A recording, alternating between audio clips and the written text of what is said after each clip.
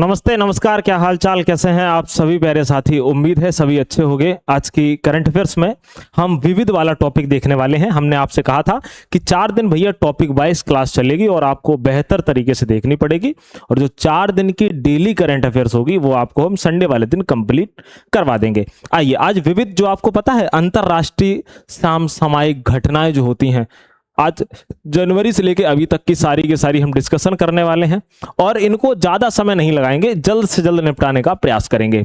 ठीक है, आइए, हमारा पहला प्रश्न है, एशिया का वह पहला देश कौन सा है जिसने 16 साल से छोटे बच्चों के सोशल मीडिया इस्तेमाल पर, प्यारे साथियों, रोक लगा दी है? आप कहोगे वो इंडोनेशिया है। अच्छा, आपको हाल ही में याद होगा इंडोनेशिया का विटांग आदिपूरा पुरस्कार जो दिया गया है वह नरेंद्र मोदी जी को दिया गया है, और वहां का सर्वोच्च सम्मान है।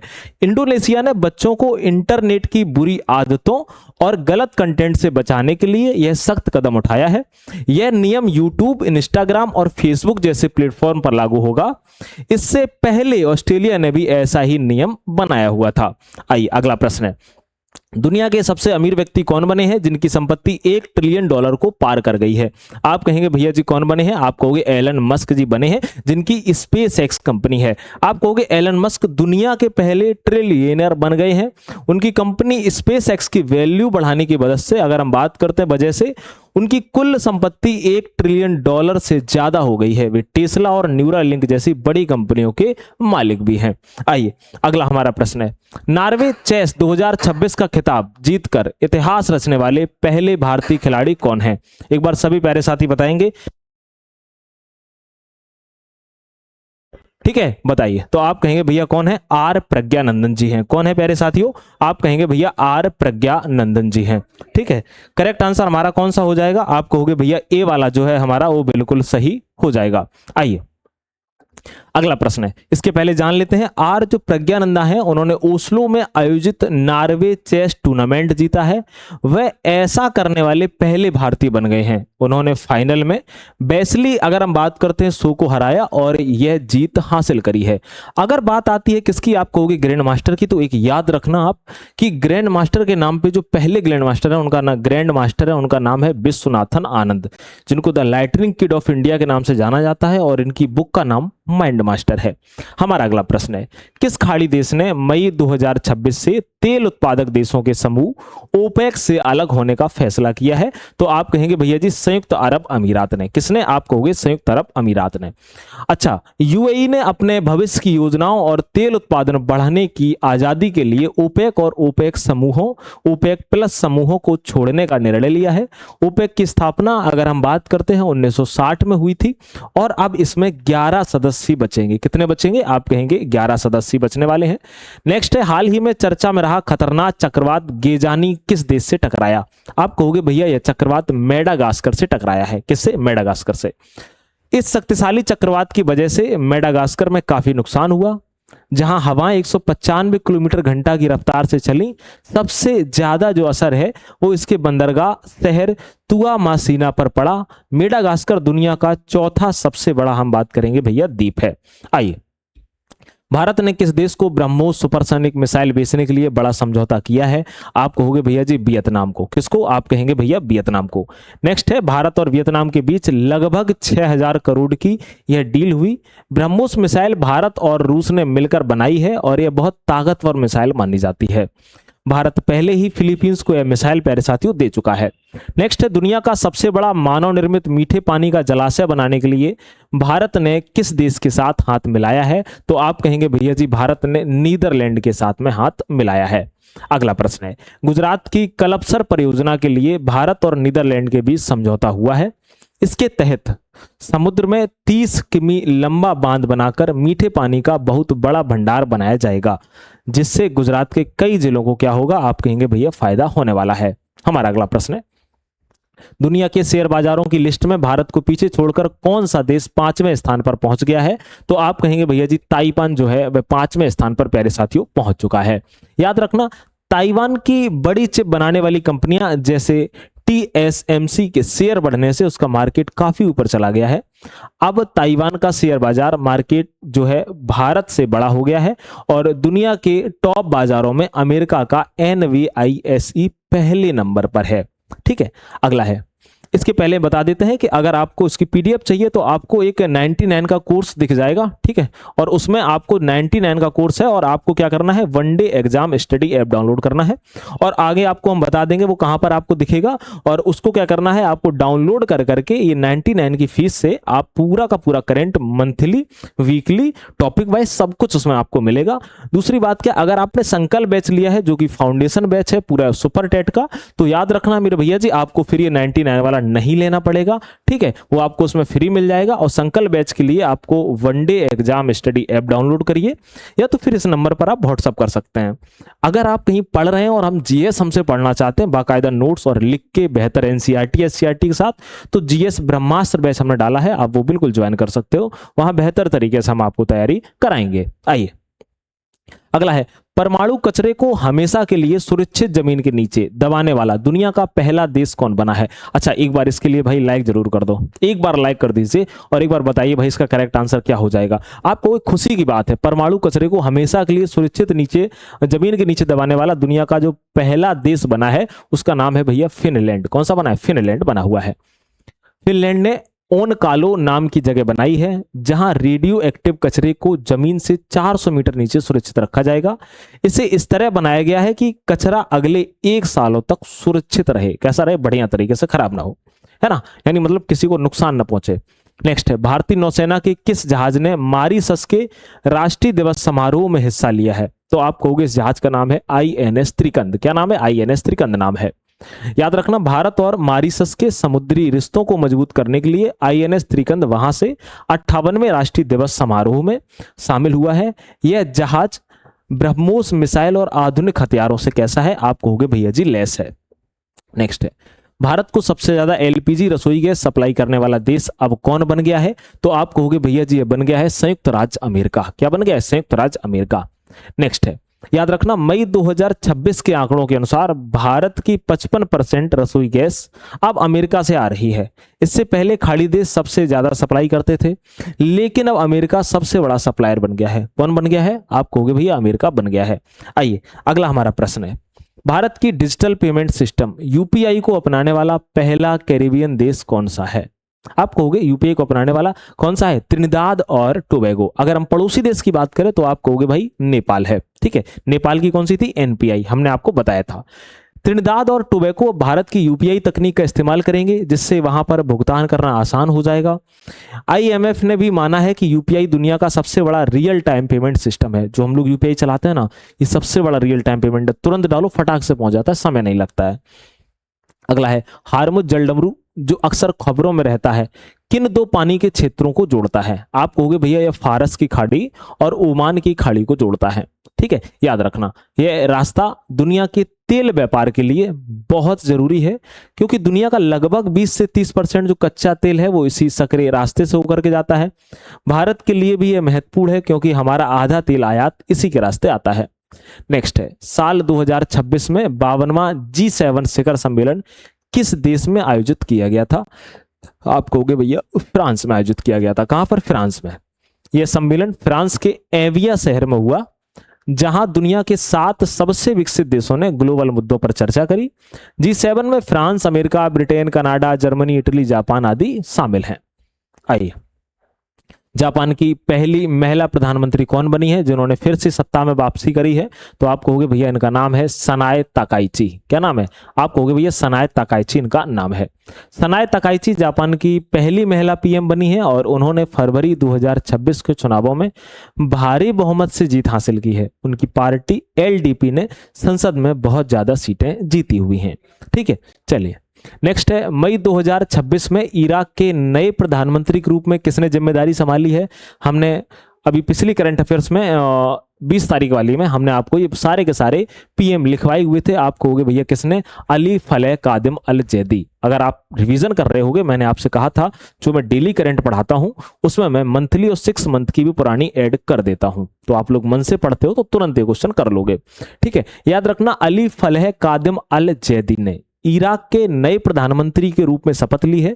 उन्होंने पुराने पीएम मोहम्मद सिया अल सुडानी की जगह ली है, ठीक है। आइए अगला है, नीदरलैंड की यूनिवर्सिटी ने 11वीं सदी के अनेमंगलम तामपत्र भारत को वापस किए हैं। ये किस वंश से संबंधित है? तो इनका जो संबंध था भैया वो चोल वंश से इनका संबंध था। ये ऐतिहासिक तांबे के पत्र चोल राजा राजेंद्र चोल प्रथम के समय के हैं और लगभग 160 सालों से नीदरलैंड में थे।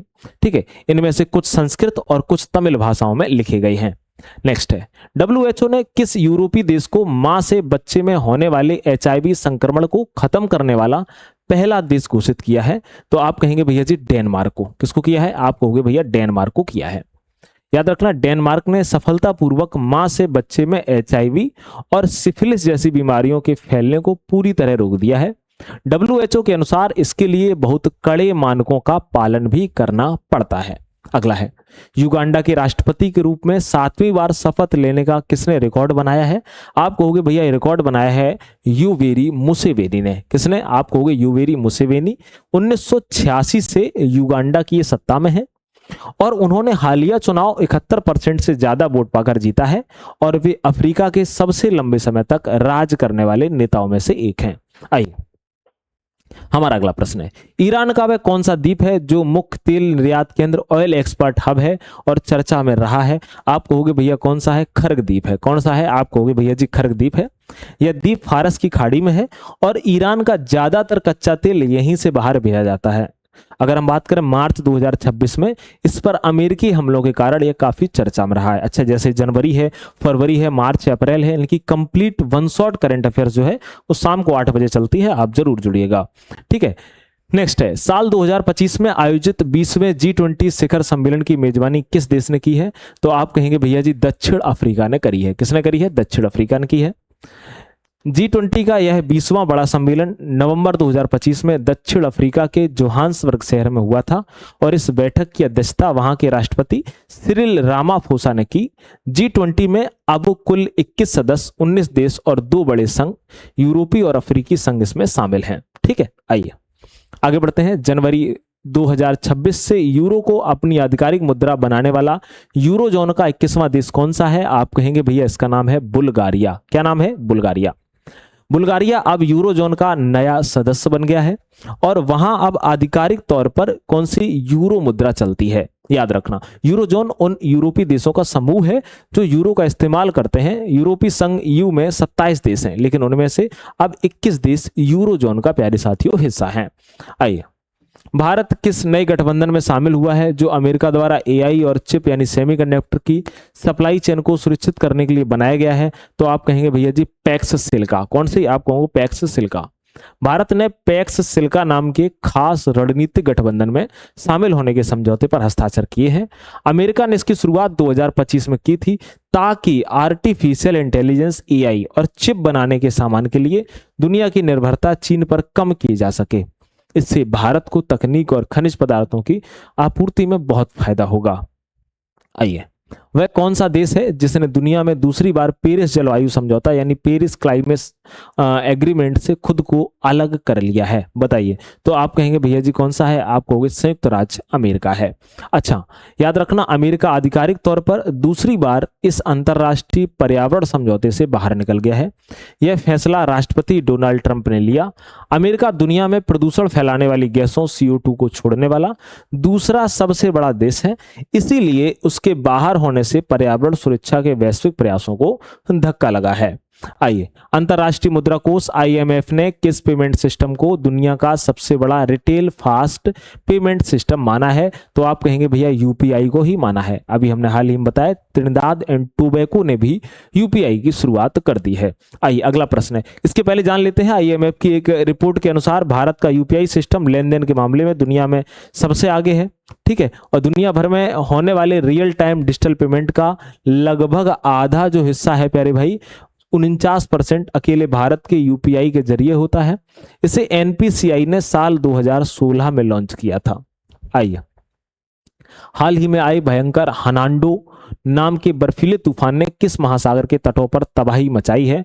तो आप कहेंगे भैया उत्तरी अटलांटिक महासागर के तटों पर तबाही मचाई हुई है। ठीक है, याद रखना। अगर हम बात करते हैं संयुक्त राष्ट्र UN ने साल 2026 को किस अंतरराष्ट्रीय वर्ष के रूप में मानने की घोषणा करी हुई है? तो आप कहोगे भैया जी किसके? आप कहोगे चरागाह और पशुपालक वर्ष है।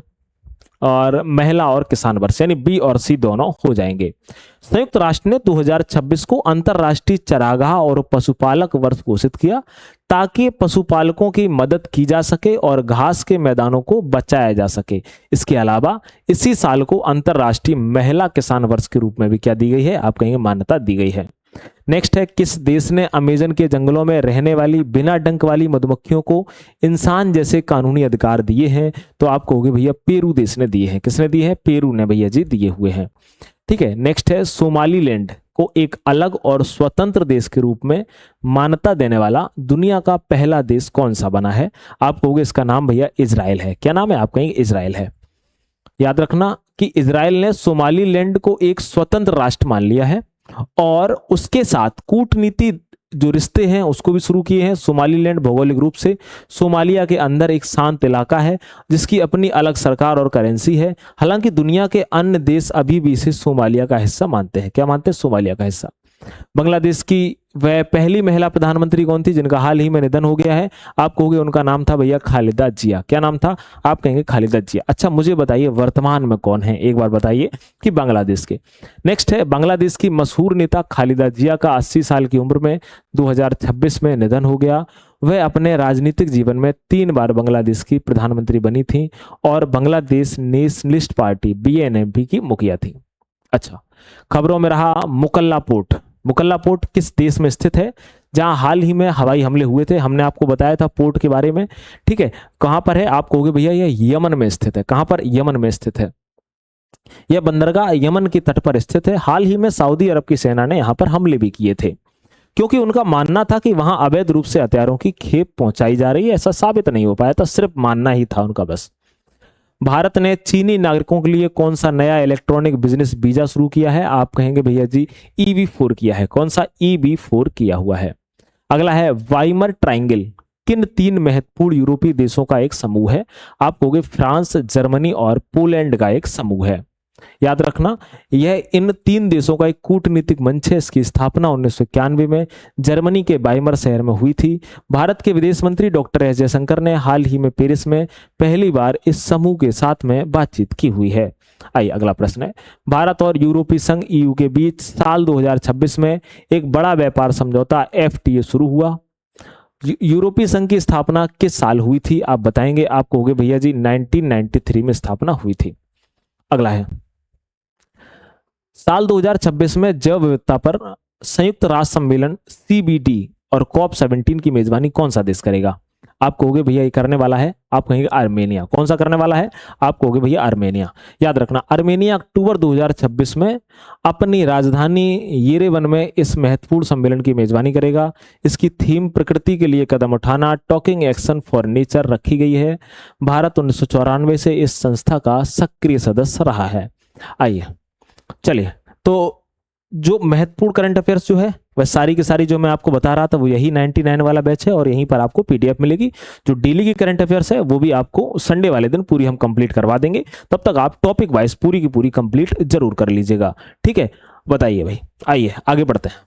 दुनिया का सबसे बड़ा परमाणु ऊर्जा संयंत्र जिसका नाम है कसिवाजाकी कारिबा किस देश में है, जिसे हाल ही में फिर से शुरू किया गया? आप कहोगे भैया कहाँ है? आप कहेंगे जापान में है। ठीक है, नेक्स्ट है, इसका आगे देखते हैं। यूनेस्को ने किस देश के पूरे राष्ट्रीय खान पान को अपनी सांस्कृतिक विरासत की सूची में शामिल किया है? तो आप कहोगे भैया इटली को। किसको किया है भैया जी? आप कहेंगे इटली को। इटली दुनिया का वह पहला देश बन गया है जिसका पूरा खान पान अब यूनेस्को की अमूर्त सांस्कृतिक विरासत सूची में शामिल है। इटालियन कुकिंग में मौसम और स्थानीय सामान के इस्तेमाल को एक पारंपरिक हुनर के रूप में भी देखा जाता है। आइए, भारत ने किस देश के साथ रेलॉस एग्रीमेंट किया है जिससे दोनों देश एक दूसरे की सैन्य सुविधाओं और ईंधन का उपयोग कर सकेंगे? आप कहोगे किसके साथ? आप कहेंगे भैया रसिया के साथ। किसके साथ? आप कहोगे रसिया के साथ। दिसंबर 2025 में हुए इस सैन्य रसद समझौते के तहत भारत और रूस एक दूसरे के सैन्य ठिकानों पर और जहाजों में ईंधन भरने, मरम्मत और सामान की आपूर्ति के लिए उपयोग कर सकेंगे। इससे आर्कटिक और प्रशांत महासागर में भारत की पकड़ मजबूत होगी। नेक्स्ट है हेनॉन द्वीप, जिसे हाल ही में चीन ने एक विशेष सीमा शुल्क क्षेत्र घोषित किया है, किस सागर में स्थित है? आप कहोगे भैया ये दक्षिणी चीन सागर में स्थित है। कहां पर? आप कहेंगे दक्षिणी चीन सागर में यह स्थित है। हेनान द्वीप चीन का सबसे दक्षिणी प्रांत है और यह दुनिया का सबसे बड़ा मुफ्त व्यापार बंदरगाह यानी फ्री ट्रेड पोर्ट भी है। यहाँ अब आयात निर्यात शुल्क बहुत कम लगेगा, जिससे यह एक बड़ा व्यापारिक केंद्र भी बनेगा। आइए, साल 2025 में जलवायु परिवर्तन पर होने वाले महत्वपूर्ण सम्मेलन COP30 कहाँ आयोजित किया गया है? आप कहोगे इसका आयोजन भैया जी कहाँ पर? ब्राजील में हुआ था। यह समझौता नवंबर 2025 में के जो विलियम शहर में हुआ था। इसे संयुक्त राष्ट्र जलवायु परिवर्तन सम्मेलन भी कहा जाता है, इंपॉर्टेंट है, जहां दुनिया भर के देश पर्यावरण बचाने के लक्ष्यों पर चर्चा करते हैं। इससे पिछला सम्मेलन COP29 बाकू अजरबैजान में हुआ था। दोनों आपको अच्छे से याद रखने हैं। आइए अगला है, चलिए यहां तक टोटल थे। और प्यारे साथियों, ये जो हमने आपको करंट अफेयर्स पूरी की पूरी कराई हुई है, ये अंतरराष्ट्रीय वाला टॉपिक हमारा समाप्त होता है। अगला जो हमारा टॉपिक होगा स्पोर्ट का टॉपिक होगा, और उसके बाद में फिर हम डेली करंट अफेयर्स को कंटिन्यू कर रहे होंगे। आज की क्लास इतनी ही। एक बार सेशन को लाइक जरूर कर देना, जरूर बताना प्रश्न कैसे लगे, मजा आया एक बार। ठीक है जी, नमस्कार।